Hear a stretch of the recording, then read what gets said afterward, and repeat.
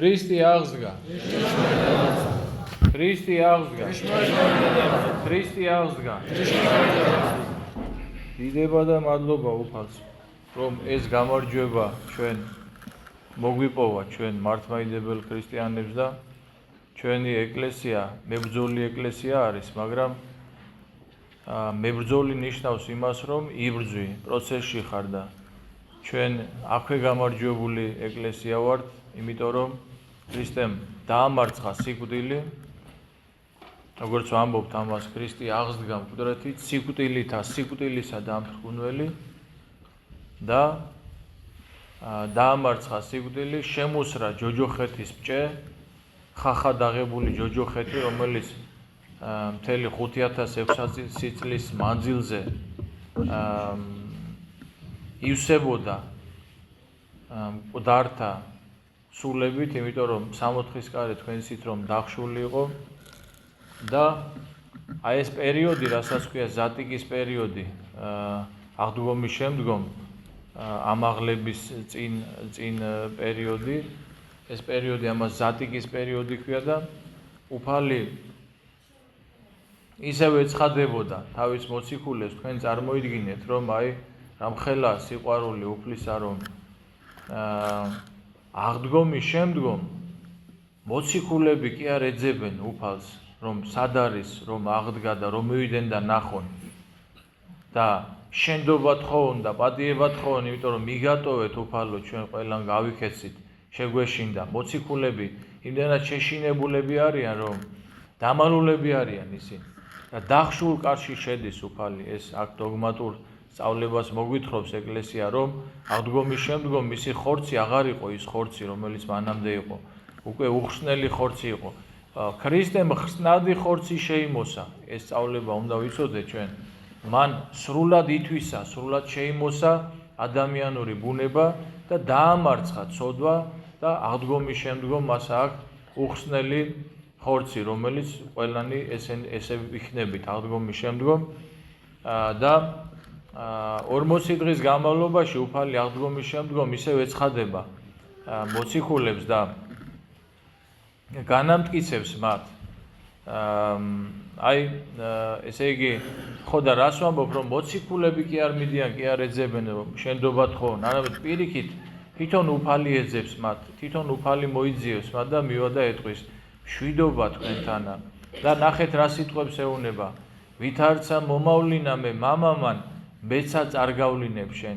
აი ვწოდეთ ქრისტეს გამოგზავნილ წყემსზე, რომლის შესახებაც ესეთ სიტყვები თქვა უფალმა, რომ როგორც მე მომავლინა მამამან, ისე წარგავლინებ მე თქვენ და წარავლინა ისინი მახარებლად აღდგომისა. ყველა ღონე იხმარეს ურიება ჩვენ, ვინც ბრძანდებოდით, ვინც მოდიოდით ეს ბოლო პერიოდი ვნებიშვიდეული, ვინც ერთად გავატარეთ, ძალიან კარგად იყო ყველაფერი მოთხრობილი, მაგრამ ვინც არ იყავით, ორიოდე სიტყვით რო გითხრათ, რომ ესე იგი ურიებმა ყველა ღონე იხმარეს იმისთვის, რომ ქრისტეს აღდგომა დადუმებულიყო, მაგრამ ეს არ მოხდებოდა, არ შეიძლებოდა. ეს მათ ძალიანაც რო ეცადათ, ქვები იღაღადებდნენ და სწამებს დაცარიელებული საფლავი ქრისტეს აღდგომას, შეკეცილი სუდარი, რომელიც სასწაულია, მინდა გითხრათ, რომ აი ეს ნივთიერება, რომლითაც სუდარი, რაშიც ახვევდნენ მიცვალებულს, იყო გაჟღენთილი, აი ეს ნივთიერება რამოდენიმე საათში ისე იქცეოდა, როგორც აი ხე. და როდესაც პეტრე მოციქული და იოანე მიდიან საფლავთან, ნახეს და წერია, რომ სუდარი და ტილოები შეკეცილი იყო, დაკეცილი იყო, დადებული იყო. თუ მოიპარეს, აი ძალიან მარტივი და უბრალო ლოგიკა არის. როცა იპარავს ადამიანს, სასწალია იმისთვის, რომ დაკეცოს და დადოს. ჯერ ერთი, მერე მეორე, იმის დაკეცვა გამორიცხული იყო. მოკლედ ბევრი ძალიან აი სახარებაში წერია, რომ როდესაც მივიდნენ, აბა თუ გახსოვთ ჩვენ სად გავჩერდით, რომ ბოლოს რა იყო, სად გავჩერდით ჩვენ, რომ დავშორდით ერთმანეთს, რომ ყურიები მიდიან პილატესთან და ეუბნებიან მოგვეცი დასიო რომ დავგზავნოთ საფლავიო და პილატე ეუბნება თქვენ ხო გყავთ დასი წადი და დაიცავით და ისინი წავიდნენ და დააბეჭდეს ლოცვა მას დასისათან აი გავჩერდით ჩვენ აქ ჩვენ დავშორდით ერთმანეთს და აი ახლა შევხვდით და აი ეს დასი რომელიც იცავდა საფლავს მათ თავიანთი თვალით ნახეს თუ როგორ აღდგა უფალი და თუ პეტრე, იაკობი და იოანე სამი უპირატესი მოციქული ვერ გაუძლეს იმ სასწაულს რომელიც თაბორის მთაზე იხილეს და დაავარდნენ ვითარცა მკვდარდი როგორ გაუძლებდნენ ამას უბრალო მსვლელები აი ამ ხელა სასწაულს აღდგომის და ისინი გონება დაკარგეს და გონს რომ მოვიდნენ თავისთავად რას მოიმოქმედებდნენ გაიქცენ პირდაპირ მათ დამქირავებლებთან იმიტომ რომ ძალიან დიდ ფულს უხდიდნენ იმაში რომ საფლავი დაეცვათ და რა პასუხისგებლობა ჰქონდათ უკვე ფული აღებული ჰქონდა მივიდნენ და უთხრეს რომ ჩვენი რა უნდა გვექნაო აღდგაო უფალი პირდაპირ წერია სახარებაში რომ ისინიო შეიკრიბენო მოითათბირესო რა ვქნათ რაღა გვეშველებაო და ვეცხლი დიდძალი მისცესო აი ამ ცველებს და უთხრესო რომ როცა ჩვენ გვეძინაო მოვიდნენო მოწაფეებიო მისიო და მოიპარესო და კიდევ ერთხელ გეუბნებით თუ მოიპარეს რა ნივთიერება მოიძიეს იმისათვის რომ ის გაქვავებული ტილო დაეკეცათ და დაედოთ ქურდი ამაზე ფიქრობს რომ ესე აი ელემენტარულად ხო და თქვენ ისით რომ ხო ესე იგი ვეცხლი დიდძალი მისცეს და ესე უთხრეს რომ ჩვენ გვეძინაო ჩვენ რო გვეძინა მოვიდნენ მოწაფეები და მოიპარესო და მთავრობას ჩვენ ვარწმუნებთო მაგაზე არინერიულოთო და მისცეს ეს ვეცხლი და წავიდნენ მაგრამ იქედან ერთ-ერთი იყო ლონგინოს ასისთავი გახსოვთ გითხარით მე თქვენ ლონგინოს ასისთავი გვერდში რო ლახვარი უგმირა მაცხოვარს და უკვე მორწმუნე იყო ლონგინოსი წარმოიდგინეთ რა ვაჟკაცობა გამოიჩინა იქ დიდ ფულზე იყო საუბარი ცხოვრება რომ მოიწყოს ადამიანმა ამ თახაზე იყო საუბარი იმიტომ რომ არ დაიშურებდნენ ჰურიები არაფერს იმისთვის რომ ონთ ქრისტეს აღდგომა არ გავრცელებულიყო და ნახეთ რა ვაჟკაცი იყო ლონგინოზი ეწამა სხვათა შორის თქვენ ნახავთ კალენდარში წმინდა მოწამე ლონგინოს ასისთავი ეს არის სწორედ ეს პიროვნება რომელმაც ეს ფული არ აიღო არ გამოართვა ეს ფული და წამოვიდა და დაიწყო ქადაგება პირველი მქადაგებელი სწორედ ლონგინოზი იყო და დაიწყო ქადაგება და მოწამეობრივათაც აღესრულა თქვენ იცით რომ გასულ საუკუნეში ბევრი კამათი და პაექრობა იყო იმასთან დაკავშირებით ათეისტებმა რა მოიმოქმედეს აი დოსტოევსკის ცნობილი მწერალია თუ წაიკითხია ძმები კარამაზოვები მან ერთი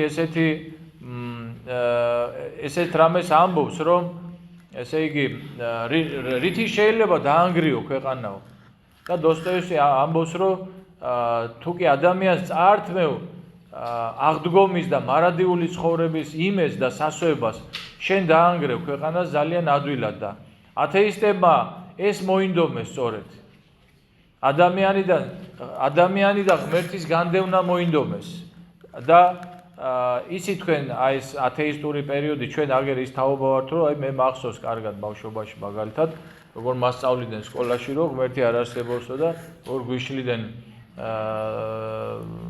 ეკლესია სადღა იყო სასაფლაოზე გასვლას და წითელი კვერცხის ხო და ერთ-ერთი ესეთი კამათის დროს ათეისტმა აიღო ერთ-ერთი ბროშურა და აი ამ ბროშურაში შეკრებილი იყო არგუმენტები მათი ყალბი არგუმენტები მასთან დაკავშირებით რომ ბიბლია სიცრუეა და ჭეშმარიტება არ არის და რელიგია არის ოპიუმი და ასე შემდგომ და აი ეს მღვდელი ისმენდა მის აი ამ მტკიცებულებებს და ბოლოს გამოვიდა თვითონ სიტყვა მისცეს აბა შენ რა სიტყვიო და ბოლოს გამოვიდა და დიდი დარბაზი იყო შეკრებილი იყო ხალხი და დადგა და ქრისტე აღსდგაო უთხრა და ჭეშმარიტათო ყველამ შეძახა ხო და რაღა არის სათქმელი მაშინ უთხრა ანუ ამ ერთი სიტყვით ესე იგი დაამარცხა, ანუ ქრისტეს აღდგომის მარტო სიტყვას იმხელა ძალა აქვს, რომ თუ კი ქრისტე აღდგა, მაშინ რაღაცია, რაღაცე ვკამათობთო მაშინ, ხო და ესე ჩვენ როგორც გითხარით, აი ამ გამარჯვებული ეკლესიის მებრძოლი ეკლესიის შვილები ვართ და წევრები ვართ, მაგრამ ჩვენ გამარჯვებული ეკლესიის წევრები ვართ. აი წმინდა გიორგი მაგალითად, როდესაც დიოკლეტიანეს ეგონა რომ საბოლოოდ გაიმარჯვა და გაანადგურა და ნაფლეთებად აქცია და წამოვიდა და საკერპოში მადლობის შეწირვას აპირებდა თავიანთი სრულ ღმერთების სადმი, სწორედ მაშინ ნახა, მაშინ იხილა წმინდა გიორგის გამარჯვება სრულიად უნებელი მის წინაშე წარდგარი და აი ეს არის ეკლესიის იმუნიტეტი, ჩემო ძვირფასებო, ეს არის მორწმუნე ადამიანის იმუნიტეტი. აი რო გონია რომ დამარცხებულია და მიწასთან არის გასწორებული, სწორედ მაშინ იმარჯვებს. მაშინ ესეთია ჩვენი სარწმუნოება. ესეთია, სოფელს ამას ჭირი გაქვთ, მაგრამ ნუ გეშინიათ, რამე თუ მე მიძლევია სოფელსა.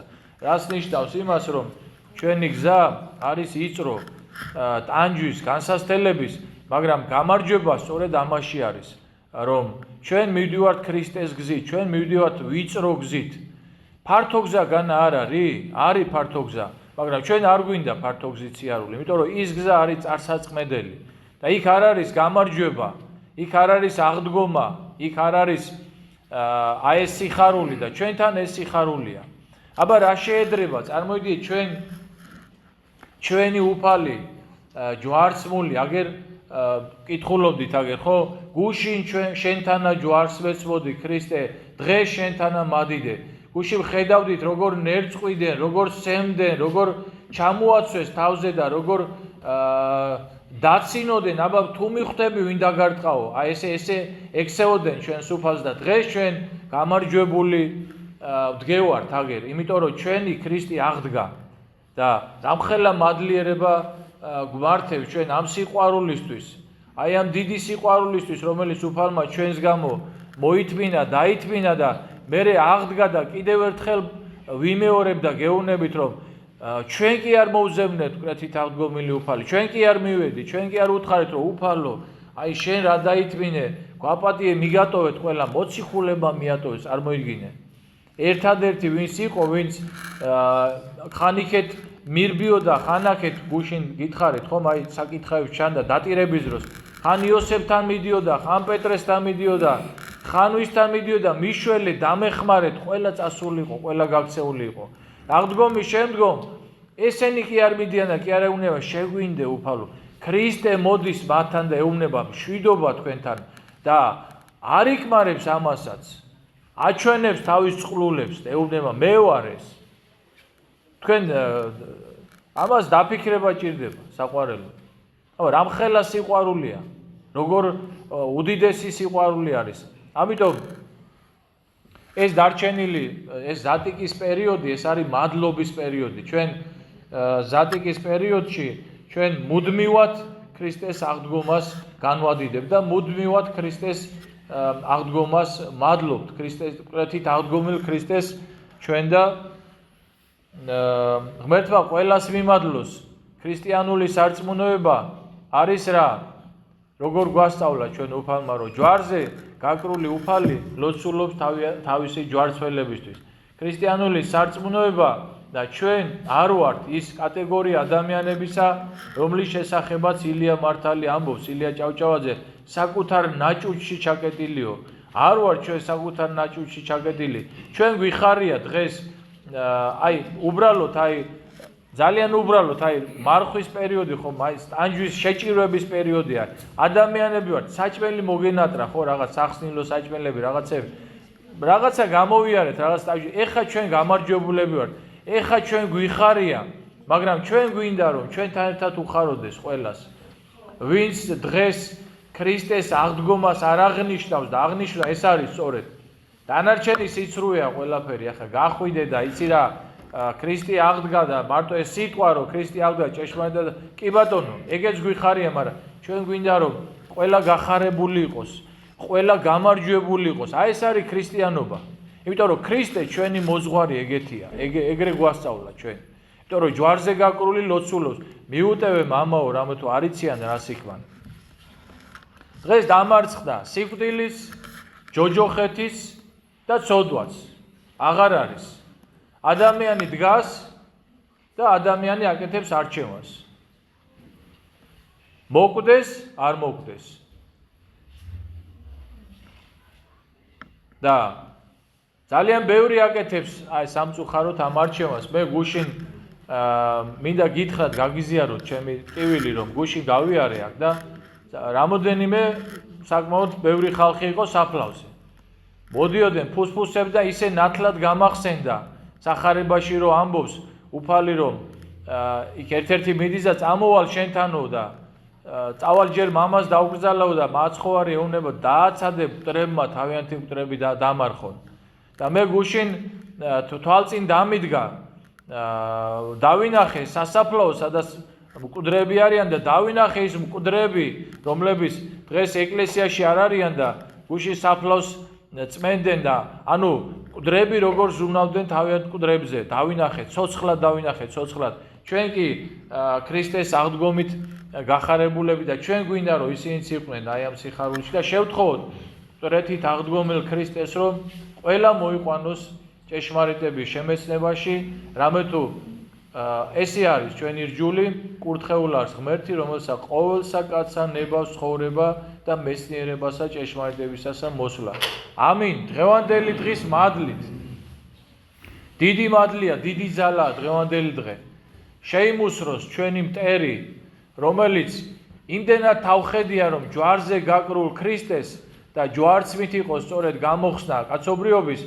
ჯვარზეც კი ეძახოდა რომ ჩამოდი მაქედან და ქრისტე რო ჩამოსულიყო ჯვრიდან ჩვენი გამოხსნა აღარ მოხდებოდა გესმით თქვენ ჯვარზე გაკრულ ქრისტესაც კი ებძვის რომ ჩამოვიდეს იქედან რომ ისე ზულს ადამიანი რომ არ უნდა რომ გამოხსნა ყოფილიყო ამიტომ ჯვარზე გაკრულსაც კი ეუბნება ჩამოდი მაქედან თუ ქრისტე თუ ღვთისზე ხარ ჩამოდი მაქედან და მაშინ ვირწმუნებ ნახეთ და მე გითხარით თქვენ რომ ძალიან ადვილი იყო უფლისთვის ჯვრიდან ჩამოსვლა ძალიან ადვილი იყო მაგრამ არ ჩამოვიდა იმიტომ რომ ჩვენ გადავერჩინეთ